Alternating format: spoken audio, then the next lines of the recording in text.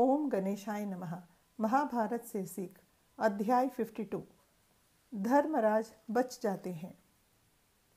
द्रोणाचार्य घोर युद्ध करके पांडवों की सेना का नाश करते हुए धर्मराज को जिंदा पकड़ने का प्रयत्न करते हैं, लेकिन अर्जुन उनकी योजना को चूर चूर कर देता है।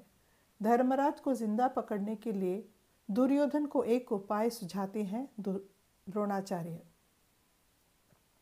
किसी भी तरह कौरव की सेना में से कोई योद्धा अर्जुन को अगर जबरदस्ती युद्ध में व्यस्त रखे और उसे युद्ध स्थल से थोड़ी दूर ले जाए तो धर्मराज को जिंदा पकड़ सकते हैं। इस प्रकार योजना बताते हैं द्रोणाचार्य। इन बातों को समसप्तका भाई सुनते हैं और द्रोणाचार्य से कहते हैं कि वे शपथ लेते हैं कि वे दोनों अर्जुन को युद्ध में व्यस्त रखेंगे और उसे जीतेंगे भी या फिर अपने प्राण त्याग देंगे। इस प्रकार वे दोनों अर्जुन को युद्ध के लिए ललकारते हैं। धर्मराज चिंतित होते हैं। अर्जुन सत्यजित, जो पांचाल राज्य के राजा द्रुपद का पुत्र था, उसे इन दोनों समसप्तका भाइयों से लड़ने के लिए कहते हैं और धर्मराज की रक्षा भी करने को कहते हैं। हालात को जानते हुए धृष्टद्युम्न द्रोणाचार्य से युद्ध करने आता है, लेकिन द्रोणाचार्य धृष्टद्युम्न को नज़रअंदाज करते हुए द्रुपद की सेना और उसके पुत्र सत्यजित की ओर बढ़ते हैं और उसका विरोध करते हैं। धर्मराज की रक्षा करने जब धृष्टद्युम्न और उसकी सेना आगे बढ़ती है, तब द्रोणाचार्य तीरों की एक प्रतिबंधी तैयार करते हुए उन्हें आगे आने नहीं देते हैं। गुस्से में आकर सत्यजित द्रोणाचार्य के रथ पर जो झंडा लहर रहा था उसे नीचे गिरा देता है और उसके दोनों घोड़ों को भी घायल कर देता है। क्रोधित होकर द्रोणाचार्य एक शक्तिशाली अस्त्र का प्रयोग करते हुए सत्यजित का सिर काट देते हैं।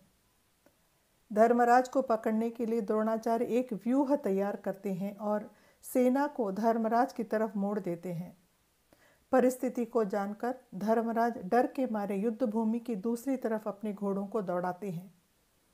पांडवों की तरह लड़ने वाले उनकी तरफ जो अन्य लड़ने वाले राजा हैं, वे द्रोणाचार्य को उनका मुकाबला करने के लिए आते हैं। पांड्य देश का राजा अपनी बड़ी सेना को द्रोणाचार्य की तरफ मोड़ देते हैं। द्रोणाचार्य अब उन सबका सामना करने के लिए तैयार हैं, लेकिन उस वक्त दुर्योधन और कर्ण द्रोणाचार्य की मदद करने आते हैं। भीम दुर्योधन की सेना का नाश करता है। इसे देखकर बृहदत्त बहुत ही क्रोधित होता है और हाथी की सेना को लेकर पांडवों का मुकाबला करता है। बृहद का हाथी इंद्र के हाथी की तरह है, बहुत ही शक्तिशाली और युद्ध क्रिया अच्छी तरह उससे वो परिचित है। भारी आक्रमण का भी सामना कर सकता है और वह हाथी इतना शक्तिशाली है। वह हाथी पांडवों की सेना का अत्यंत नाश करता है। हाथी की बुद्धिमत्ता को देखकर अर्जुन कृष्ण से पूछता है कि आगे क्या करना चाहिए। कृष्ण कहते हैं, पहले समसप्तका भाइयों को मार के फिर बृहदत्त की तरफ आएंगे। अर्जुन समसप्तका के भाइयों को मिटाता है और फिर बृहदत्त का मुकाबला करने आता है। दोनों के बीच घोर युद्ध होता है। बृहदत्त बहुत ही शक्तिशाली अस्त्र, जिसे वैष्णव शस्त्र कहते हैं, उसका प्रयोग अर्जुन की तरफ करता है।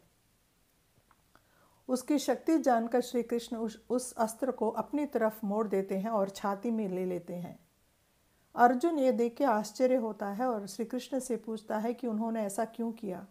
तब कृष्ण कहते हैं कि इस अस्त्र को भूमि देवी को मैंने ही दिया था, मैंने ही प्रदान किया था और ये भी वर दिया था कि उसको एक पुत्र होगा जिसका नाम नरका होगा और वो कोई भी उसे हरा नहीं सकता, इतना शक्तिशाली होगा। इस प्रकार का वर मैंने दिया था और बृहदत्त भूमि देवी का उपासक होने के कारण भूमि देवी ने उस अस्त्र को बृहदत्त के हाथ में दे दिया।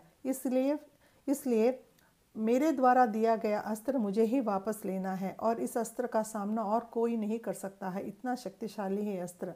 इसलिए मुझे ऐसा करना पड़ा और खुद उसे वापस लेना पड़ा। इस प्रकार श्री कृष्ण अर्जुन को समझाते हैं।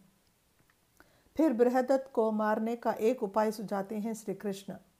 बुढ़ापे के कारण बृहदत्त का चर्म जो वो बहुत ही ढीला पड़ जाता है। माथे का जो चर्म होता है और उस ढीलेपन के कारण वो आंखों के सामने गिरता रहता है। तो बृहदत्त ने इसके लिए क्या किया था, उस चर्म को बहुत ही जोर से कस के उसको अपनी पगड़ी के नीचे बांध के रख दिया था।